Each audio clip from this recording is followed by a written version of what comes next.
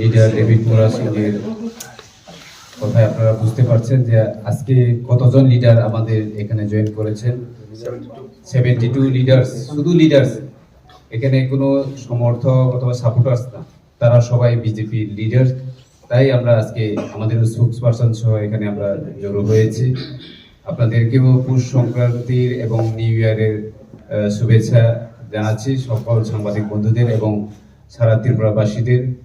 আমাদের ত্রিপুরা মাথাতে এইভাবে জয়নিং প্রোগ্রাম প্রত্যেক দিন হচ্ছে এবং আপনারা কভার করছেন, আপনাদেরকে অসংখ্য অসংখ্য ধন্যবাদ। এবং আগামী দিনেও আমাদের আরো বড় প্রোগ্রাম আমরা অ্যারেঞ্জ করে চলছি, আপনাদেরকে ইনফরমেশন দেওয়া হবে। এবং আজকে যারা যারা এখানে জয়েন করেছেন, আমরা আমাদের বুবাগরা এবং ত্রিপুরা মাথার পক্ষ থেকে ওদেরকে অসংখ্য অসংখ্য ধন্যবাদ এবং তাদেরকে আমরা স্বাগত জানাচ্ছি। আমাদের ত্রিপুরা মাথার পক্ষ থেকে আমরা ওদেরকে ফ্ল্যাগ দিয়েছি, রিশাদ দিয়েছি এবং আমরা আগামী দিনে এই প্রসেস যেটা আমাদের মহারাজের সঙ্গে কাজ করার জন্য সবাই যে ইন্টারেস্ট দেখিয়ে চলছে সারা ত্রিপুরা ব্যাপী, তা আমরা পরিলক্ষিত করতে পারছি এবং আগামী দিনে আরো জয়নিং প্রোগ্রাম হবে। এবং আমাদের লক্ষ্য একটাই, আমাদের যে ল্যান্ড রাইট, আমাদের ল্যান্ড রাইট দরকার, আমাদের রোমান স্ক্রিপ্ট দরকার, আমাদের এডিসিতে ডাইরেক্ট ফান্ডিং দরকার। আমরা ইকোনমিক্যালি খুবই ব্যাকওয়ার্ড। তাই আমরা ত্রিপুরা রাজ্যের যারা ত্রিপুরাবাসী এখন বুঝতে পারছেন যে বুবাগরাই একমাত্র লিডার যিনি আমাদেরকে আমাদের সাংবিধানিক অধিকার দিতে পারবেন। তাই আমরা বুবাগরাকেও অসংখ্য অসংখ্য ধন্যবাদ জানাই যে উনি আমাদের সঙ্গে এইভাবে নির্দ্বিধায় এবং নিঃস্বার্থে কাজ করে চলছে। আমি দাদা, গতকাল দেখা গেল যে আপনারই বিধানসভা এলাকাতে যেটা সরাসরি অভিযোগ করছে যে মথার কর্মীরা নাকি বিজেপি কর্মীদের মন্ডল অফিসে আক্রান্ত করেছে, হ্যাঁ, তাদেরকে হাসপাতালও পাঠানো হয়েছে, কি বলবেন? এই কয়টাই আমরা তো দিনের বেলায় আমি নিজে হাইজামা আমার নিজস্ব পার্টি অফিস আছে এখানে ত্রিপুরা মথার, আমি বিকাল 5টা অবধি ওইখানে থেকে এসেছি। ওইখানে এরকম কোনো ঘটনা এবং অঘটনের কোনো, যদিও এই ঘটনা রাতের দিকে, কয়টায় রাত ধরুন 10টা 10:30, রাত্র 10:30টায় ঘটনা। রাত্র 10:30টায় কে থাকে বাজারে, কেন থাকবে বাজারে আমরা তো জানি না। আমাদের কোনো রাজনৈতিক দলের কোনো নেতা রাত 10টা অবধি বাজারে এইভাবে ইনটক্সিকেশন অবস্থায় থাকা আমরা বিশ্বাস করতে পারি না। সুতরাং গতকালকের ঘটনায় আমাদের স্পোকপারসন বলেছে গতকালকের যে ঘটনা, যে ভায়োলেশন হয়েছে, ওইটা টোটালি আমরা নিন্দা জানাই এবং সারা ত্রিপুরাবাসী সকলকে, যারা আমাদের বুবাগরার ওয়ারিয়ার্স, তাদেরকে আমি অনুরোধ জানাচ্ছি আপনাদের মাধ্যমে যে ভায়োলেন্সে কোনোদিন বিশ্বাস না করে, কারণ আমাদের বুবাগরা কোনোদিন চায় না যে ভায়োলেন্স করুক। সুতরাং গতকালকের ঘটনায় আমরা নিন্দা জানাই এবং পুলিশের মতো কাজ করুক। রাজ্যে মুখ্যমন্ত্রী আছেন এবং উনি ভালোভাবে দেখছেন ল অ্যান্ড অর্ডার কিভাবে হচ্ছে, করুক। কিন্তু ওইখানে যে আমাদের ত্রিপুরা মথা লিডাররা নাম দিয়ে যদি আমাদেরকে টর্চার করতে চায়, তাহলে আমরা সহ্য করবো না। কারণ গতকালকের ঘটনায় টোটালি আমাদের ত্রিপুরা মথা পার্টির কোনো লিডার ওইখানে ইনভলভ নাই, কিন্তু আমি জানতে পেরেছি যে ওইখানে নাকি এফআইআর করা হয়েছে আমাদের ত্রিপুরা মথা লিডারের নামের বিরুদ্ধে।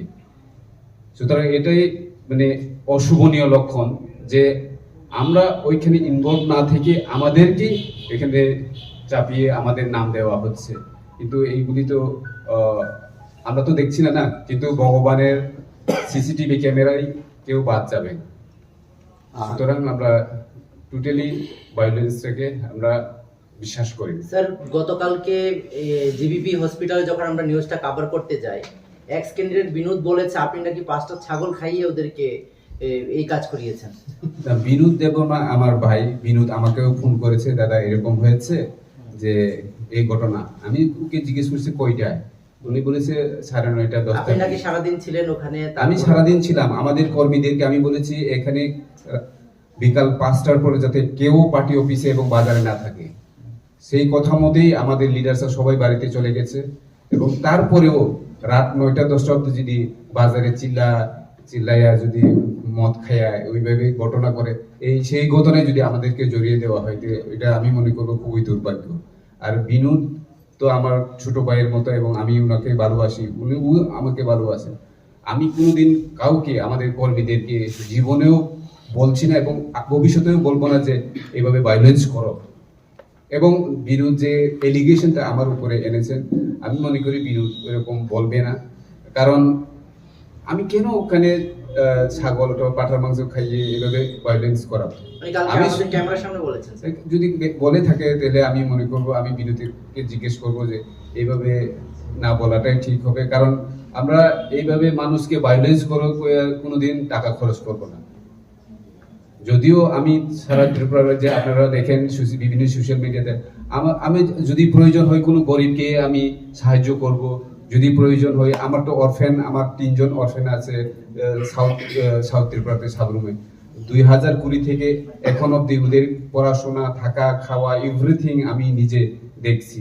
3 মাস অন্তর অন্তর আমি ওদের বাড়িতে যাই, হস্টেলে যাই এবং জীবনে যা যা প্রয়োজন তাদের প্রত্যেক দিনে যা যা প্রয়োজন আমি সব ওদের জন্য কাজ করি।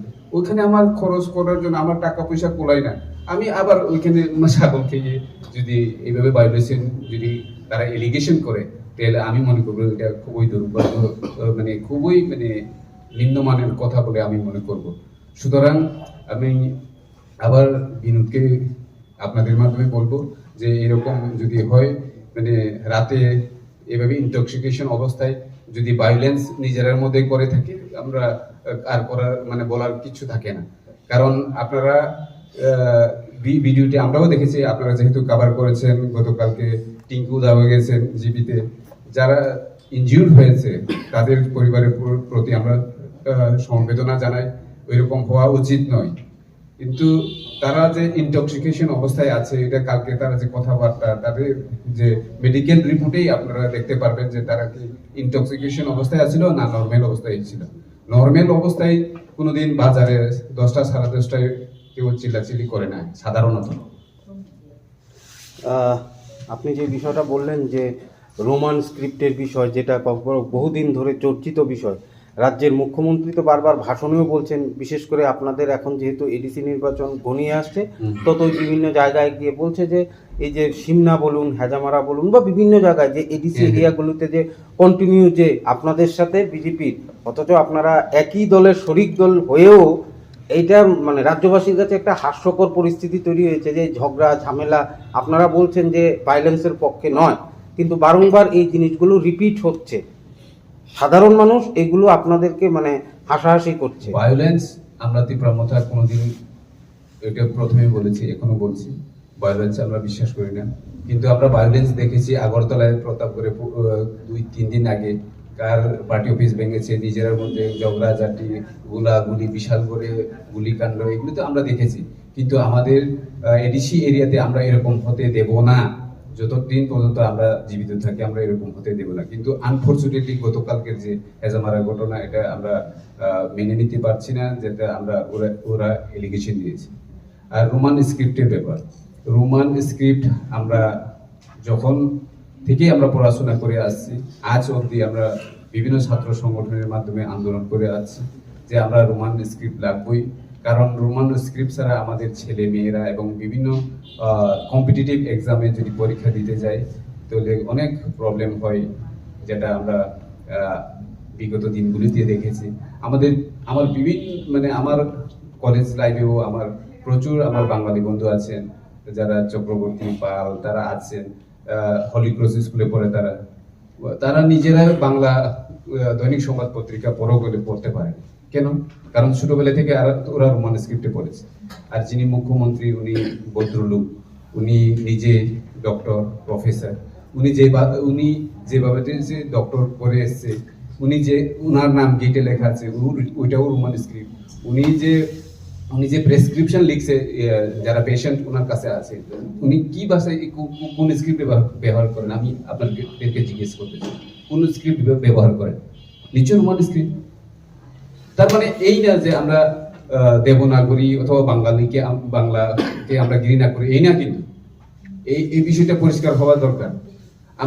আমি নিজে বাংলা মিডিয়াম স্কুলে পড়েছি, ঠিক আছে, আমি বাংলা বুঝি, বাংলা পারি, কিন্তু আমরা যে আমাদের যে এখন যে জেনারেশন, এখন সকল লিডার্স হোক, নন লিডার্স হোক, ডক্টর, ইঞ্জিনিয়ার, টিসিএস অফিসার, সকল মানে যারা আমরা সবাই যার যার ছেলে মেয়েদেরকে ইংলিশ মিডিয়াম স্কুলে বেশি প্রেফার করি, কারণ ইংরেজি ছাড়া কোনো উপায় নাই। আমরা সবাই জানি কম্পিউটার হোক, এখন মোবাইলের যুগ হোক, সব কিছু রোমান স্ক্রিপ্টেই হচ্ছে। সুতরাং আমাদেরকে যদি এইটুকুও যদি হেল্প না করতে পারেন, তাহলে আমরা তো মানে কি বলবো, খুবই দুর্ভাগ্য এখানেও আমি মনে করবো।